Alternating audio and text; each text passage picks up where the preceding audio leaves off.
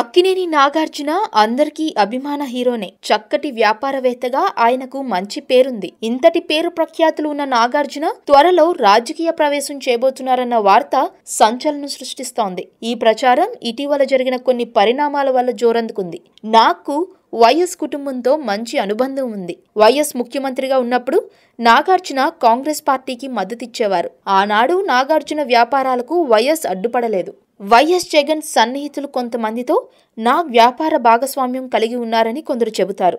ఈ నేపథ్యంలోనే నాగార్జున రాజకీయ ప్రవేశం చేస్తే గుంటూరు లేదా విజయవాడ సీటు ఆయనకు వైఎస్ జగన్ ఇవ్వొచ్చని అంటున్నారు. 2019 ఎన్నికల్లో గుంటూరు అయితే బాగుంటుందని నాకు కొంతమంది సూచిస్తున్నారట. అయితే గుంటూరులో మహేష్ బావ జయదేవ్ టీడీపీ నుంచి బరిలోకి ఉండటంతో నాగ్ ఎలాంటి నిర్ణయం తీసుకుంటాడో అనుకుంటున్నారు. అయితే నాగార్జున ఎన్నికల్లో గెలిస్తే రాజధాని ప్రాంతంలో వ్యాపార సామ్రాజ్యం కూడా పెంచుకోవచ్చని చెప్తున్నారు.